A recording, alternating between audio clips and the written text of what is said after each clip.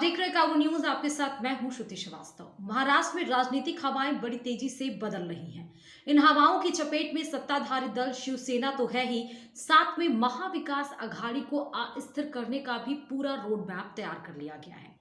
राजनीतिक विश्लेषज्ञों की माने तो महाराष्ट्र में आक्रामक रवैये वाली शिवसेना को अपने अहम मुद्दों पर कमजोर पड़ती धार से उसका न सिर्फ नुकसान हो रहा है, बल्कि वह अपने धुर विरोधी महाराष्ट्र नवनिर्माण सेना के राज ठाकरे को आगे बढ़ाने का मौका भी दे रहे हैं। विशेषज्ञों का मानना है कि फिलहाल महाराष्ट्र में बनते बिगड़ते तमाम हालातों को लेकर भाजपा के नेता जिस तरीके से केंद्रीय गृह सचिव से मिले हैं, उससे अगले कुछ दिनों में महाराष्ट्र की राजनीति में कई तरह के तूफान आने की आशंका बनी हुई है। महाराष्ट्र की राजनीति के जानकार का कहना है कि शिवसेना जब से अपने नए गठबंधन के साथ सरकार में आई है, तब से उसके कड़क हिंदुत्व वाले मिजाज में न सिर्फ कमी आई है, बल्कि गठबंधन की मजबूरी से सरकार चलाने की स्थितियां स्पष्ट देखी जा रही हैं। जिस तरीके से कड़क हिंदुत्व के मुद्दे पर शिवसेना आगे आती थी, वहीं अब उस पर बैकफुट पर है। इसी कमी को पूरा करने के लिए महाराष्ट्र नवनिर्माण सेना के राज ठाकरे बढ़ चढ़कर आगे आए हैं। राज ठाकरे की महाराष्ट्र नवनिर्माण सेना सड़कों पर हनुमान चालीसा के पाठ के बाद से हिंदुत्व की धुरी बनने की पूरी योजना बना रही है। राजनीतिक विशेषज्ञों का मानना है कि शिवसेना की गठबंधन में होने की मजबूरी के चलते राज ठाकरे को इससे फायदा भी मिल सकता है। हालांकि उनका कहना है कि महाराष्ट्र नवनिर्माण सेना के उग्र हिंदुत्व की धुरी से राज ठाकरे को चुनाव में कितना फायदा होगा, इसके बारे में अभी कहना बहुत जल्दी होगा।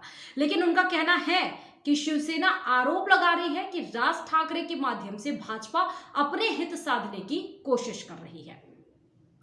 राजनीतिक जानकारों का यह भी कहना है कि इस पूरे मामले में एक तरीके से महाराष्ट्र में हाशिए पर पड़ी महाराष्ट्र नवनिर्माण सेना को एक बड़ा मुद्दा मिल गया है।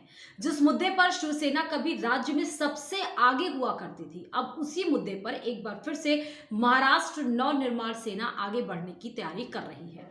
कभी हिंदुत्व और यूपी बिहार के लोगों का मुद्दा बनाकर सड़कों पर उतरने वाली महाराष्ट्र नवनिर्माण सेना विधानसभा में 13 विधायकों के साथ बड़ा प्रतिनिधित्व करती थी, लेकिन अब ये मुद्दे उतने प्रभावी नहीं रहे, तो महाराष्ट्र नवनिर्माण सेना एक विधायक के साथ विधानसभा में सिमट कर रह गई।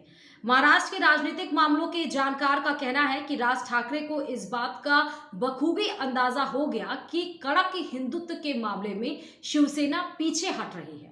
अब इसी मुद्दे को राज ठाकरे ने पकड़ लिया है।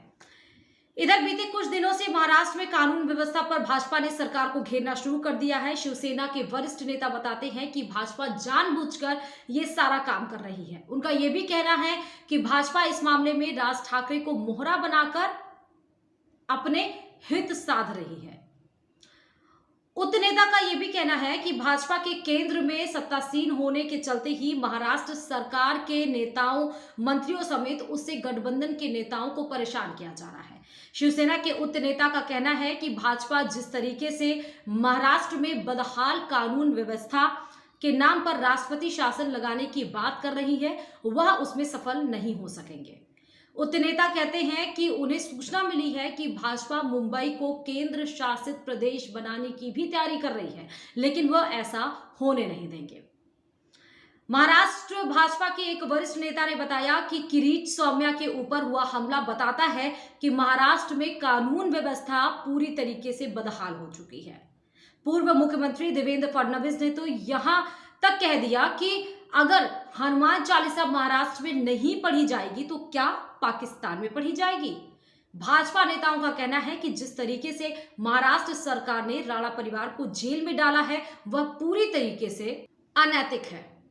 महाराष्ट्र के बदले सियासी हालात के बीच में कानून व्यवस्था के मुद्दे पर भाजपा का प्रतिनिधिमंडल सोमवार को गृह सचिव से मिला और महाराष्ट्र के हालात के बारे में ज्ञापन सौंपा। अब ये मुलाकात क्या रंग लेकर आती है महाराष्ट्र की सियासी चुनावी में, ये हम जरूर देखेंगे।